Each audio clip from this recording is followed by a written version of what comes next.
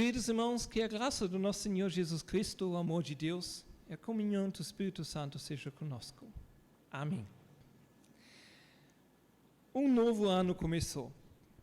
Como eu já falei, talvez o ano que vai ser tudo diferente. Claro, ainda existe o Covid-19 na nossa vida, mas nós não queremos ser escravos dessa doença. Assim como o novo ano começou, eu gostaria de começar com vocês uma nova série de palestras. Eu combinei com o Tobias que nas próximas semanas nós gostaríamos de ver os 5 pilares da nossa vida de fé. Alguns anos atrás eu já preguei uma vez sobre esses 5 pilares, mas esses pilares são tão importantes porque eles são a base na nossa fé.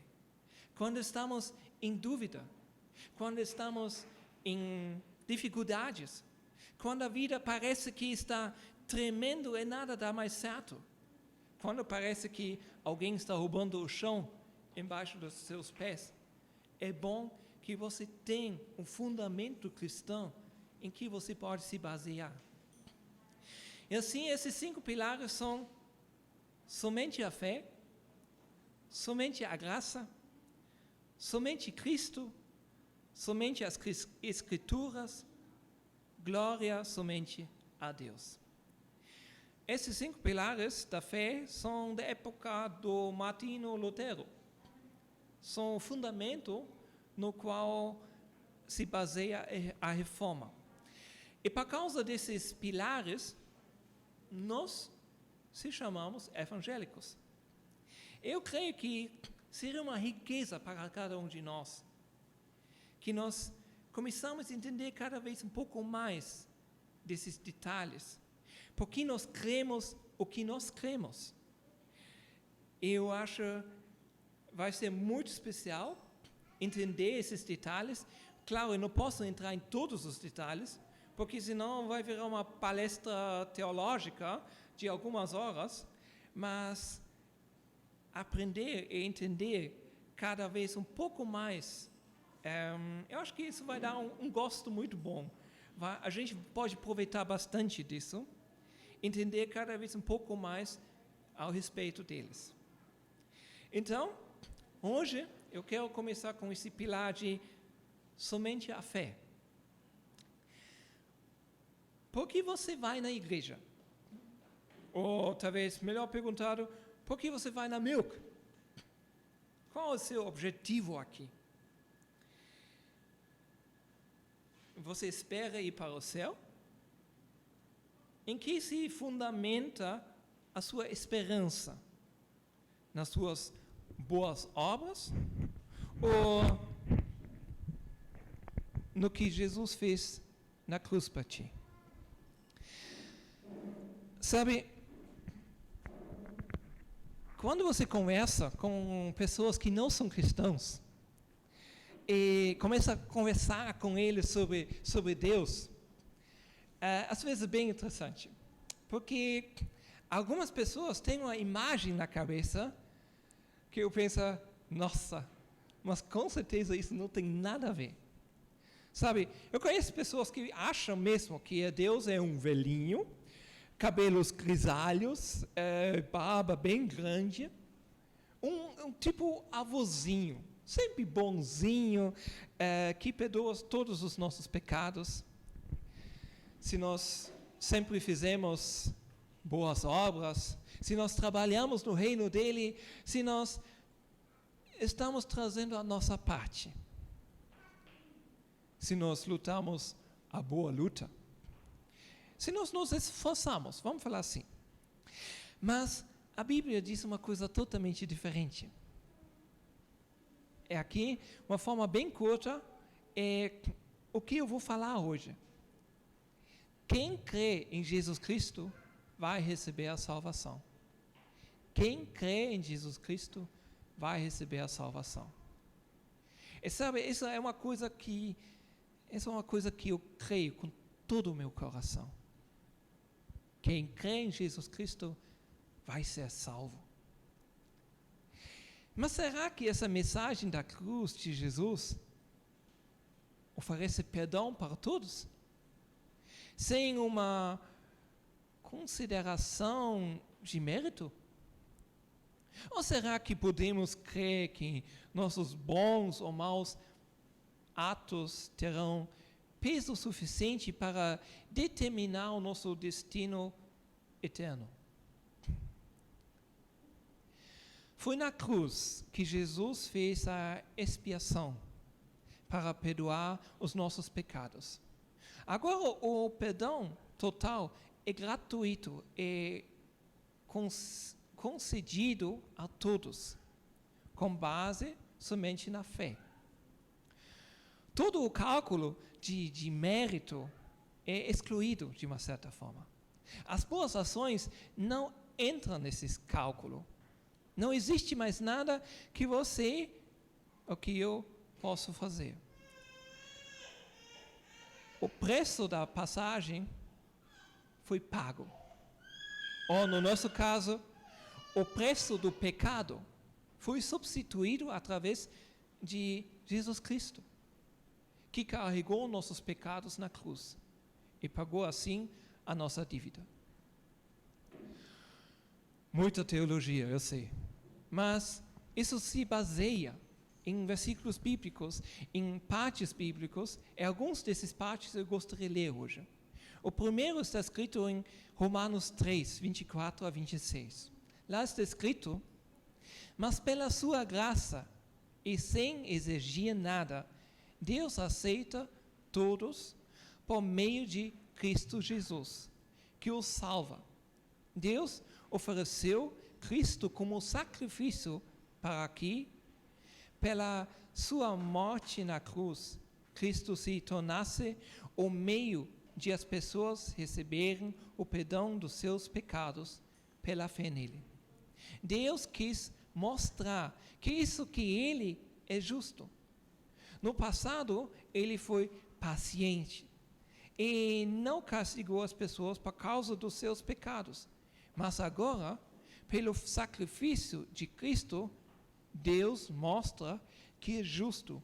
Assim, ele é justo e aceita os que creem em Jesus. Em poucas palavras, foi por causa do grande amor de Deus que ele nos salvou, através do seu Filho. Tito diz seguintes palavras: não por obras de justiça praticadas por nós, mas segundo sua misericórdia, ele nos salvou, mediante o lavar regenerado do Espírito Santo. Com outras palavras, ninguém pode ser salvo por boas obras, mas agora tem uma dificuldade, porque Tiago ensina que a fé sem obras é inútil. Ele fala assim: portanto, a fé é assim, se não vier acompanhado de ações, coisa morta. No que ajudaria uma pessoa faminta se você só abençoa ela, mas não dá a ela o que ela precisa? E nesse caso, comida. Hoje em dia, grande parte do mundo está sofrendo com a fome, enquanto muitos outros consumem em excessos. Tragicamente, que nós que temos o suficiente, muitas vezes sofremos sofremos porque o nosso alimento passou de uma certa forma o ponto, sabe? Está muito duro, ou está muito doce, está muito frio, está sem gosto. E no final ainda fica reclamando da louça que precisa ser lavado, do preparo e depois da refeição. E tudo isso acaba com a gente. Eu li uma vez um ditado de uma cozinheira que chama Pauline Davids. Ela falou assim: graças a Deus por pratos sujos. Graças a Deus por pratos sujos, eles têm história para contar. Outros podem estar famintos, enquanto comemos bem. Tenho casa, saúde e felicidade.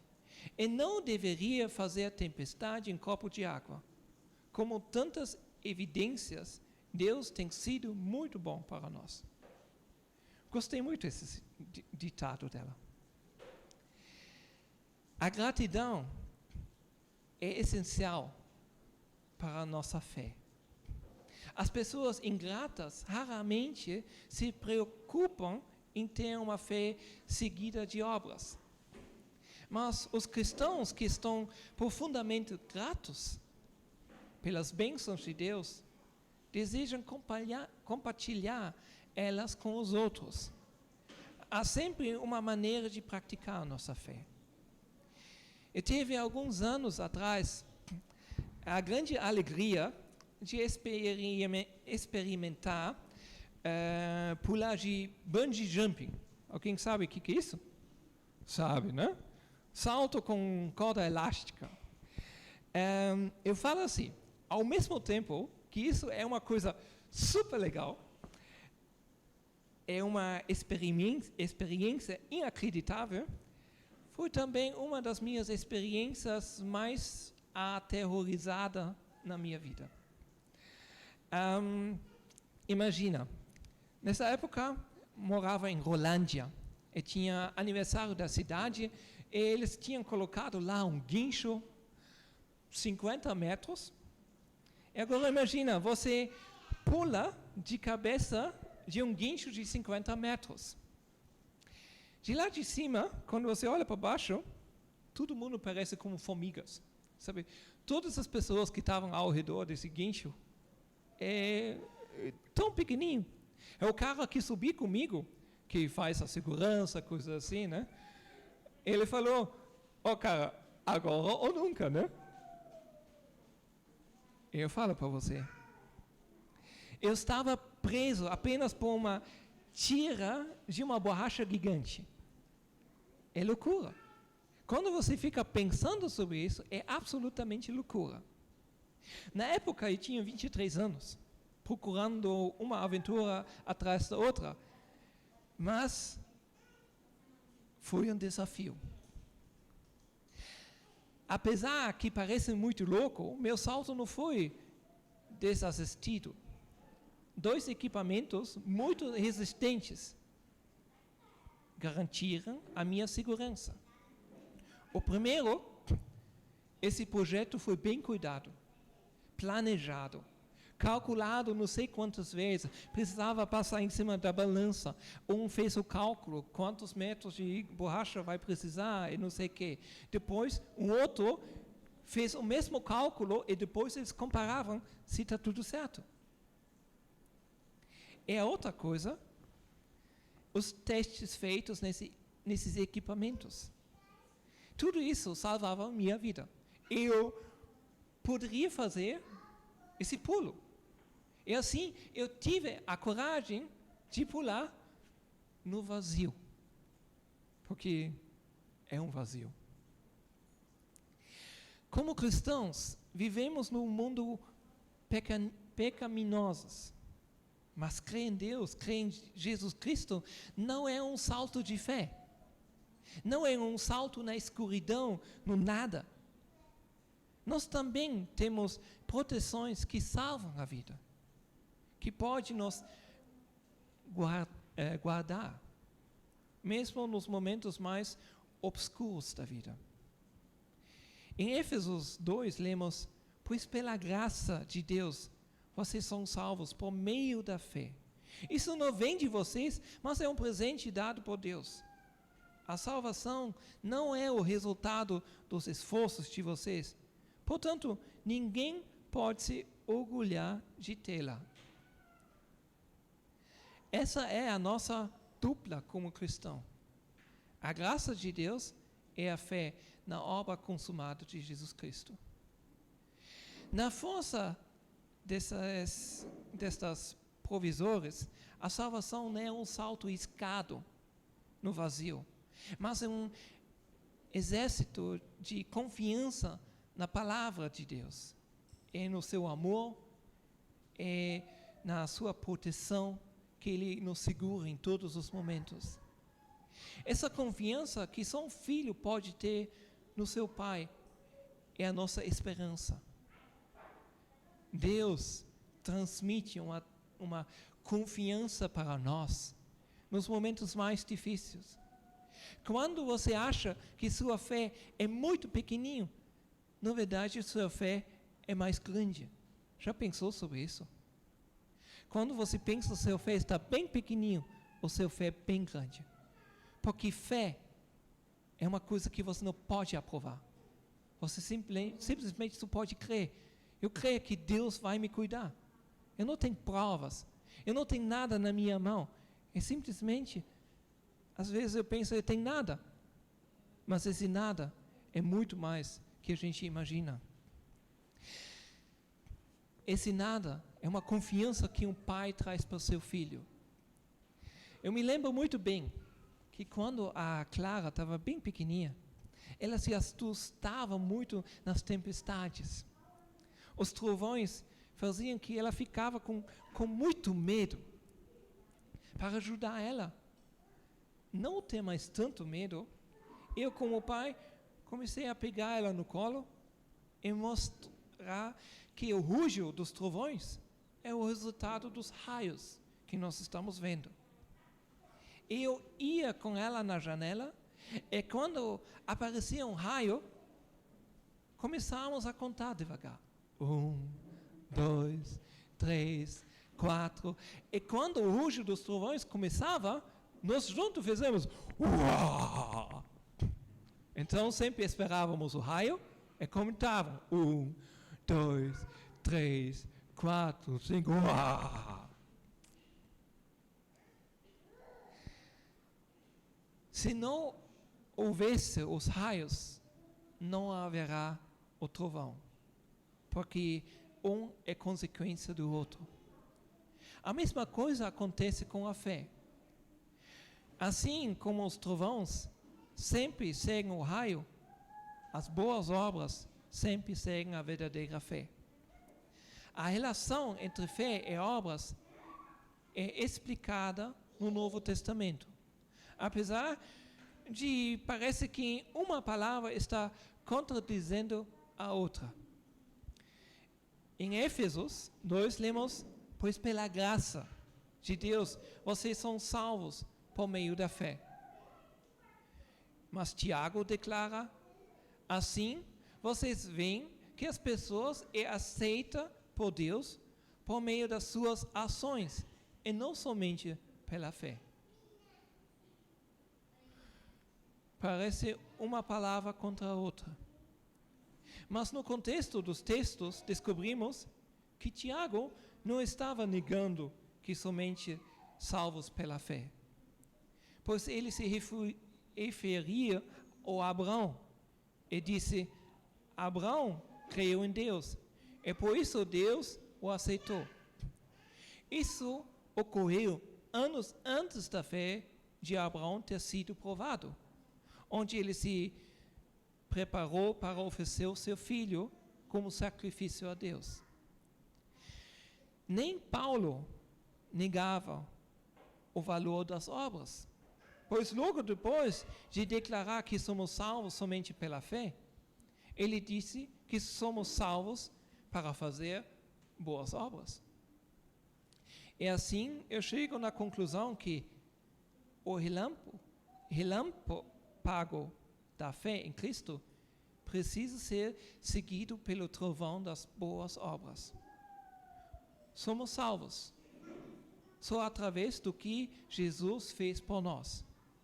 Quem acha que para ser salvo precisa fazer mais alguma coisa, coloca a atitude dele acima do que Jesus fez e se acha mais importante do que aquilo que Jesus fez. A salvação é um presente que você ganha. Esse presente é tão especial que quando você abre ele, você não consegue mais parar de agradecer e mostrar para os outros o que você ganhou na vida. Por isso a pergunta é, você já abriu o presente que você recebeu no Natal? Você já tirou o laço e desembrulhou? Ou você só recebeu e deixou ele no canto? Será que você já sabe o que tem lá dentro? Se Tiago, Paulo e os outros apóstolos falavam que somos salvos pela fé, e ao mesmo momento falavam que por meio das suas ações, e não somos pela fé, somos salvos, então dá para entender que as duas coisas andam junto, um com o outro. A fé e as obras andam junto. E se um não fizer parte do outro, então alguma coisa errada na sua vida está acontecendo. Pela fé, somos salvos. Mas se isso não traz obras na nossa vida, então a pergunta é, se nós já aceitamos de verdade o presente de Deus na nossa vida, ou se nós deixamos ele fechado, embrulhado, de lado, e achamos bonitinho de ter isso. Que Deus te abençoe e te mostre o que você perderá se você não abrir logo o presente que você ganhou de Deus. O presente da salvação através de Jesus Cristo. Através dele somos salvos. Através dele recebemos tudo. Fé e boas obras andam mão em mão. São um casal bem especial que faz parte da nossa vida. Amém?